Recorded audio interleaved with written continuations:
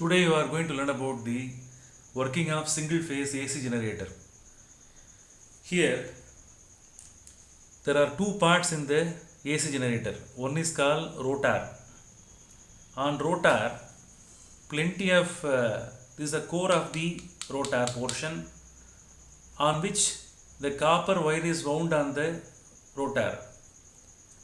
Here the two free ends are there. Look at the two free ends. These two ends must be connected with the DC source.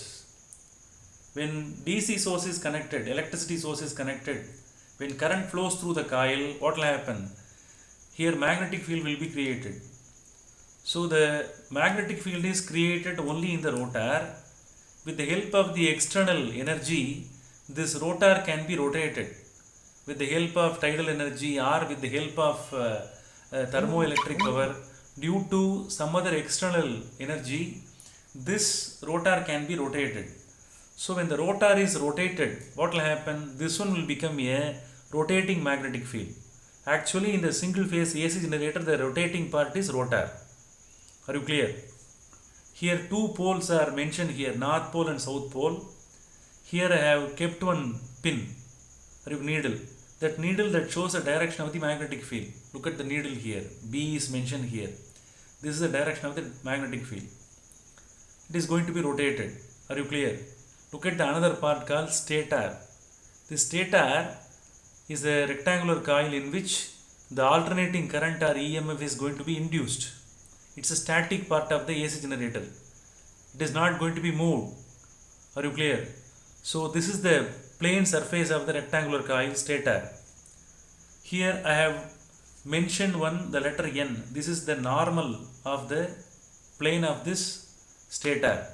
Why N is there? This is the normal. This is the normal line drawn to the plane of the coil. So here this one must be treated as a vector. It's nothing but area vector. So how many vectors are there? Normal and B. What will happen now? I am going to rotate the rotor. Are you clear? When the rotor is rotated, what will happen? There will be a relative motion between the magnetic field and the coil. When there is a relative motion between the magnetic field and the coil, magnetic flux linked with the coil will change with respect to time. When magnetic flux changes with respect to time, EMF will be induced in the coil. That EMF will be taken as, what is this? Alternating EMF. Both in direction as well as in the magnitude, the nature of the EMF changes. That's why this is called as alternating EMF. Here only one stator is used, only one coil is used. That's why this is called as single phase AC generator. As per your textbook assumption, we have to rotate the rotor in clockwise direction. We have to rotate the rotor in clockwise direction. I will tell you how the EMF is induced in the stator in various positions. Look at the first position. This is the first position. Here look at the two vectors in between N and B. Look at that, in between N, normal and B. What is the angle? Both are acting in the same direction. Angle between N and B is 0. So this is the formula. E is equal to E naught sin omega t is the formula by which we are able to calculate the instantaneous EMF. Substitute instead of omega t, that angle, substitute 0, sin 0 becomes 0. Therefore E is equal to 0. E is equal to 0 means that instantaneous EMF induced in the coil is 0. Therefore graphically I have to draw the nature of the EMF. Omega t is taken in x-axis, induced EMF is taken in y-axis. When omega t is 0, EMF also 0. So therefore marking is made here. Now I am going to rotate the coil from initial position to the next position. See the rotation of the rotor. Magnetic field is rotating. Stator is not rotating. Look at the direction of B. Look at the direction of B. Look at the direction of N. Are you clear? In between N and B, what is the angle here? 90 degree. Substitute 90 in the next step. Instead of omega t, substitute 90 pi by 2. Sin pi by 2 is equal to 1. Therefore EMF is equal to E naught. Maximum amount of EMF will be generated in the stator coil, rectangular coil. Therefore, how the graph to be drawn? See the variation. Slowly, when it rotates, coil rotates, EMF also rising and reaches the maximum value of EMF E naught. Are you clear? Now I would like to tell one important thing, that here that stator can't be removed from the model. Here the most important thing is stator is at rest, rotor alone is in motion. Rotor is actually moved in clockwise direction, but the stator also must be assumed that it should be moved in the anti-clockwise direction. Since it is moved in the clockwise direction, the assumption must be made regarding stator must be taken in the anti-clockwise direction. When the stator is assumed that it is in anti-clockwise direction, okay, with the help of the movement we can say the direction of the induced current. Are you clear? Now in which direction rotor is moved? Clockwise. Now look at the model of the stator. Are you clear? PQRS. In that plane I have named the arm as PQRS. Look at that. I am not able to cover the entire loop here. PQRS. As per the assumption, look at that. That should be moved in the anti-clockwise direction. That should be assumed that it is moving in the anti-clockwise direction. Anti-clockwise means that should be moved in this direction. Are you clear? Look at that direction. PQ is moved. Look at the movement. PQ arm is moving in this direction. Are you clear? Look at that. I will show you again. It is moved in the rotor is moved in the clockwise, means that stator must be moved in the anti-clockwise direction. Are you clear? I don't want to say more and more because it will lead to confusion.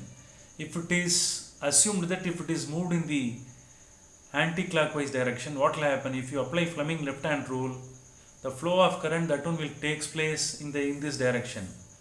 That is, the current will flow from PQ, QR and RS in the first half cycle. Look at the direction of flow of current. PQ, RS. In this direction the current will flow. Are you clear? Now let's come to the third position. Now the rotor is to be moved. Look at the movement of the rotor. If it is moved, what will happen? If it is moved further and further, look at the movement. When it is moved further and further, look at the position of the rotor. Now this is the direction of B. B is acting in this direction, N is acting in this direction. B and N both are acting in the opposite direction. Both are in anti-parallel direction. Okay. So the angle between normal and B is 180 degree. Therefore, instead of omega t, substitute pi. Sin pi is equal to 0. Therefore, E is equal to 0. So in this position there won't be any EMF. Therefore, when omega t is pi by 2, EMF will be maximum. When omega t is pi in the third position, this is the second position, this is the first position, this is the third position.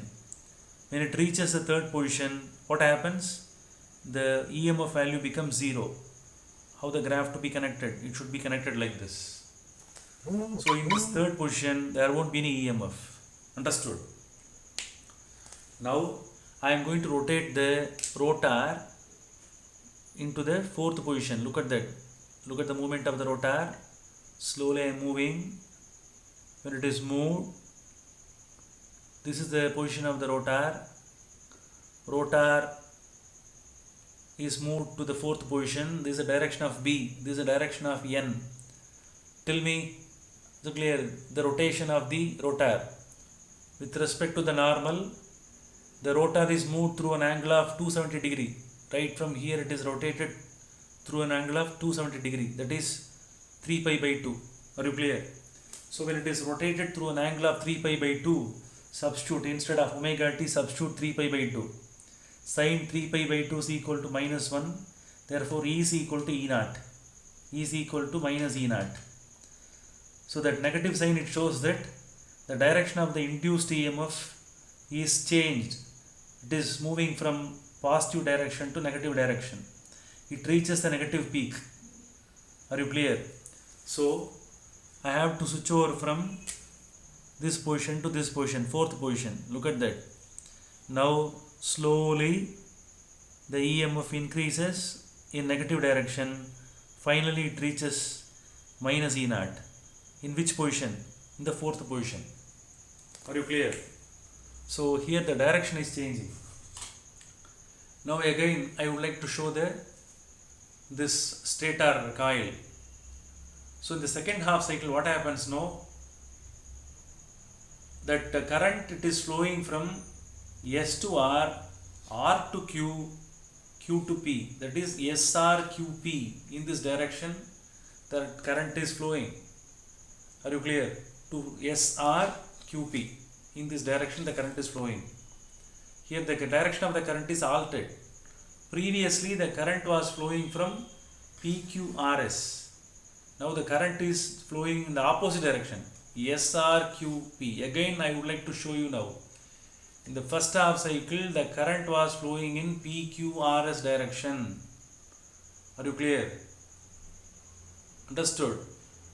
Now, I want to show the actual position. The first half cycle, the current is flowing from PQRS. In the next half cycle, the direction of current is changed. It is from SRQP. Are you clear? Don't forget. So now it has reached to the negative maximum. Now here, look at the last position. Slowly you move this rotor to the last position. Now the B is acting in this direction. N is acting in this direction. In between B and N, how will you find the angle? Look at that. With respect to N, the rotor is rotated to an angle of 2 pi radians, that is 360 degree. After making one complete revolution, what happens? It has completed one revolution. So the total angle between N and B is how much? 2 pi. Substitute 2 pi instead of omega t. Sin 2 pi is equal to 0, therefore EMF is 0. So in this position, in this last position, there won't be any EMF. Therefore, when it reaches the last position, omega t value will be 0, EMF also will be equal to 0. Therefore, the graph is completed. So this is the graph which is obtained for only one complete revolution of the coil. Are you clear? Now you have to understand why it is called, how the graph represents the alternating EMF. When the omega t, the angle between the normal and B is altered, what happens? The EMF changes with respect to omega t sinusoidally. Its magnitude is increased from 0 to maximum, that is plus E naught, and plus E naught to 0. Again it is slowly rising from 0 to negative maximum. Again it is slowly reduced to 0. So often the magnitude and direction is changing now. That's why this is called as alternating EMF. This alternating EMF is induced in only one stator. That's why this is called as single phase AC generator. Are you clear? I hope I have done the justice, is it clear, to this concept. So whenever you learn this concept by using your textbook, you open the video. In the meantime, parallelly you go through your textbook content. Definitely you can understand.